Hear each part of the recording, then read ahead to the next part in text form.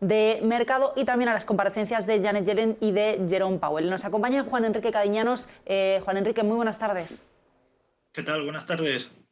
Bueno, ¿con qué te quedas de este año del suelo, del fondo de mercado? ¿Cómo estábamos y cómo estamos? La verdad es que está siendo un año, bueno, no para tranquilos, ¿no? Debo decir, la gente que quisiera estar tranquila en el mercado no es para nada su año.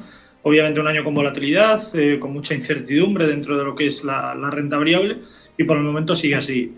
Tanto el Banco Central Europeo como la Reserva Federal se están encabezonando, quiero decir, se están empecinando en la posibilidad de que esto siga siendo así, incertidumbre y volatilidad y, lógicamente, dudas por parte del accionista, por parte del inversor, desconfianza general por parte de ese inversor y, sobre todo, del accionista de empresas con dudas.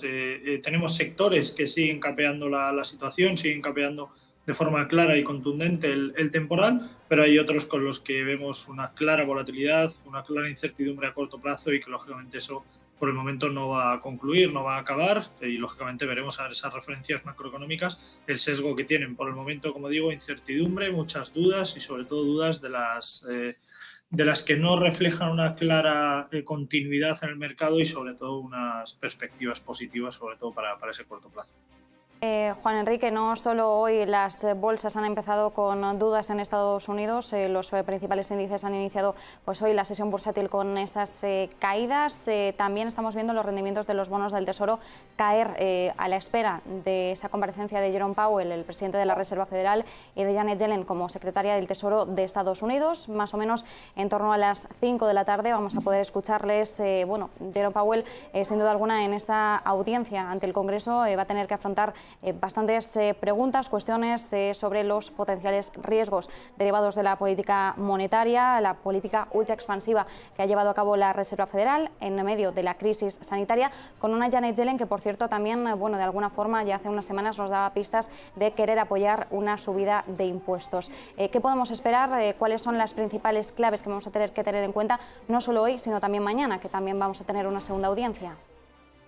Bueno, veremos lógicamente el sesgo final de esos rumores en cuanto a la posibilidad de esa modificación en base a política monetaria.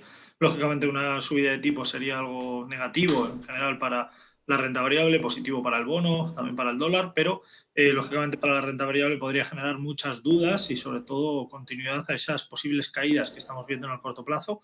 Lógicamente tiene mucho margen de maniobra, vemos como los mercados de renta variable en Estados Unidos siguen muy cerca de los máximos históricos, alcanzando casi esos 4.000 puntos en el caso del Standard Poor's, veíamos por encima de los 32.500 en el caso del Dow Jones de Industrial y lógicamente la parte tecnológica del Nasdaq sigue muy por encima de las previsiones que había en el año, por encima de esos 13.000 puntos y, como digo, tiene mucho margen de maniobra, mucho margen para poder contrarrestar toda esta situación. Lógicamente no sería algo positivo para la renta variable, pero es algo que podría de alguna forma reafirmar y reacondicionar la economía estadounidense, no así en la parte de Europa, que también se especula con la posibilidad de esa subida de tipos como algo positivo para la economía, lo cual lógicamente sería algo muy contraproducente. Juan Enrique, no sé si has vigilado, ¿no?, lo que sucedía hoy en la bolsa de Hong Kong, ese estreno del Google chino de Baidu. Lo estábamos comentando antes con Marta. Finalmente, ¿no?, esa subida del 0,8%. Es una empresa que ya cotizaba en el extranjero, como sabíamos, pero bueno, estábamos atentos un poco a ver qué podía suceder. Hay algunas informaciones que dicen que ha sido un estreno quizá un poco descafeinado, que se podía haber esperado más. Hay quien lo utiliza como foco de análisis de lo que podrían o no seguir trayéndonos las tecnológicas, ¿no?, al mercado. ¿Tú cómo lo ves?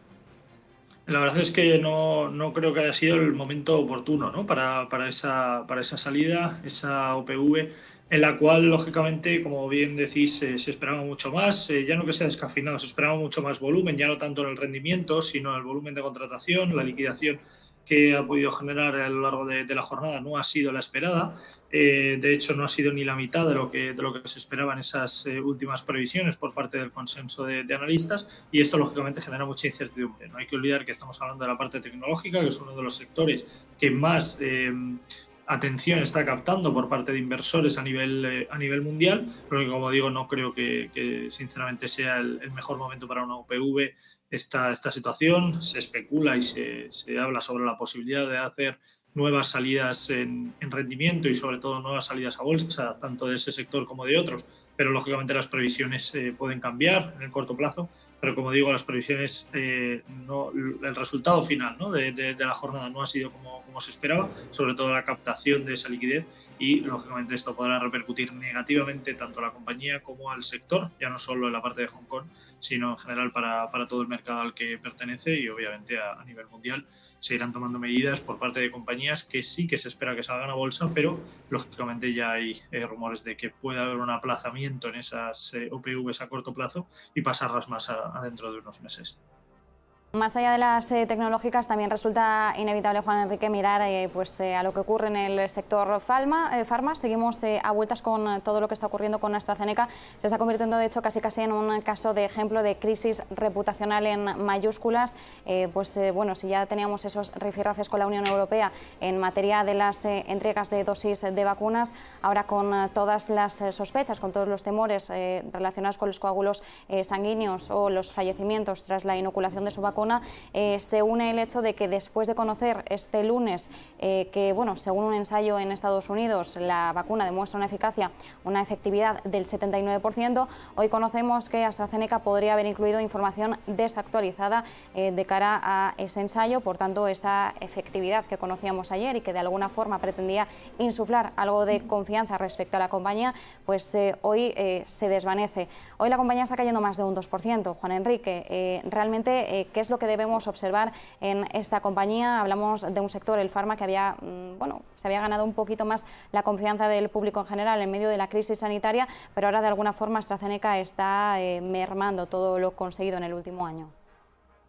La verdad es que es muy complicado toda la situación. Hemos visto cómo en los últimos meses se han ido acumulando, ¿no?, una serie de noticias negativas, tanto por parte de la farmacéutica, por parte de laboratorios y sobre todo por parte del gobierno. Mentira tras mentira, y como no puede ser de otra manera en este país, aquí no pasa nada, ¿no? Es una situación en la que sorprende lógicamente para mal.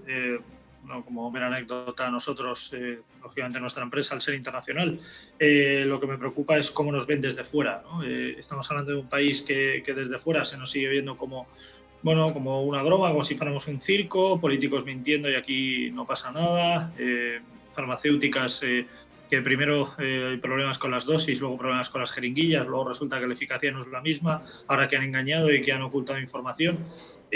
Una más, ¿no? Para mí es una anécdota más desde el lado negativo, lógicamente, y en este sentido lo que me sorprende, entre comillas, para bien, es que la compañía solo esté cayendo un 2% con todo esto, falsedad de información. Lógicamente veremos a ver si el organismo toma medidas, que debería, aunque ya sabemos cómo son los reguladores en este sentido.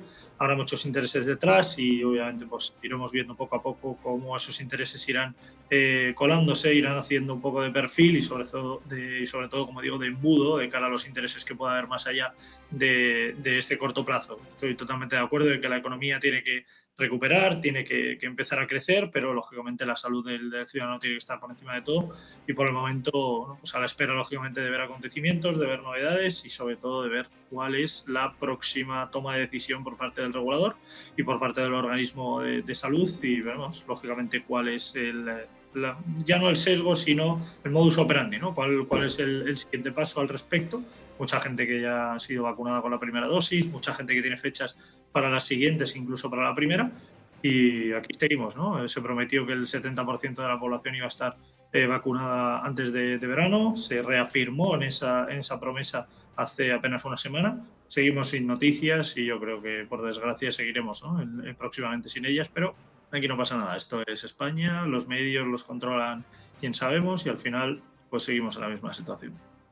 Bueno, pues siguiendo con España, pero mirando ya a otro sector, Juan, miramos a la banca. Hoy tenemos esa última junta de accionistas de Bankia. El viernes, ¿no?, será ya oficial la boda entre las dos entidades. ¿Cómo ves esta operación? ¿Cómo ves a estas entidades? ¿Cómo ves al sector? Porque también ayer, pues movimientos muy importantes con BBVA después de lo sucedido en Turquía. Hoy tenemos, por ejemplo, a Bankinter subiendo, ¿no?, después de la luz verde del Banco Central Europeo a línea directa. Así que te pido, por ser la última junta de Bankia, te pido algo de reflexión, ¿no?, sobre la operación, pero también un poco de luz sobre el sector bancario con estos protagonistas esta semana. La verdad es que lo que es la parte de la banca intenta ir de menos a más, tiene muchos problemas, lógicamente, con el horizonte de tipos que tiene ahora mismo el Banco Central Europeo y con las previsiones que hay en materia de política fiscal. La banca, lógicamente, seguirá teniendo muchos problemas para poder recuperar gran parte del terreno perdido y, sobre todo, para de alguna forma intentar mitigar todas las dudas y toda la incertidumbre que ha generado toda esta situación en la banca. Muchos problemas, mucha deuda acumulada, ya no tanto por activo tóxico, sino en general por pues toda la incertidumbre que ha generado ese horizonte temporal y sobre todo ese horizonte de tipos. Pero ya no eso, sino también la falta de decisión por parte del Banco Central Europeo un año más, un trimestre más. Vemos como el Banco Central Europeo parece como una clase de amigos que no toman decisiones en base a lo que Europa necesita, sino a lo que necesitan 3 o 4, que hasta cierto punto puede ser entendible, pero al final Europa se basa en lo que necesita Alemania, lo que necesita Francia y lo que necesita algún país más, pero no en lo que necesita el Eurogrupo. Por lo tanto, podemos confirmar una semana más y un trimestre más y un año más que, por desgracia, Europa sigue siendo un continente desunido, sigue siendo la desunión europea en materia de decisiones económicas y, lógicamente, para la banca esto seguirá siendo un problema. Pero ya no solo para España, sino a nivel europeo, toda la banca seguirá teniendo problemas para poder reactivar su economía y sus ejercicios y, lógicamente, la parte española con mucho mayor temor. No hay que olvidar que más del 30%, el 30,9%, del peso en el caso del selectivo español, el IBEX 35, está representado por la banca, por el sector financiero y, lógicamente, esto generará muchos problemas. La parte de Bankia, más concreto, veíamos como los últimos resultados no eran para nada buenos. En general, tanto para Bankia como para el resto de entidades, no eran resultados positivos, lo único que eran mejores de lo esperado y por eso la banca reflejó buenos movimientos y recuperación de precios, pero aún así, ya lo comentábamos en programas anteriores, en el corto plazo era algo bueno, pero a medio plazo era algo negativo porque los números no eran buenos. El trasfondo de esos resultados presentados no es bueno y esto, lógicamente, lo vamos a ir viendo en la evolución de los precios de las compañías, y en el caso de Bankia, una vez más, y como no puede ser de otra manera, la situación es muy complicada, la situación no pasa por su mejor momento, tanto por deuda como por activos, y la situación, como digo, no es nada halagüeña para la entidad. Bueno, pues vamos a ver qué pasa entonces, ¿no?, con este sector bancario que, como decías, pues lo está intentando últimamente, sobre todo con esas políticas que estamos viendo últimamente en los bancos centrales, pero que en definitiva pues sigue teniendo grandes retos por delante. Juan Enrique Cadeñanos, muchísimas gracias por acompañarnos este ratito. Buenas tardes. Gracias a vosotros, un placer.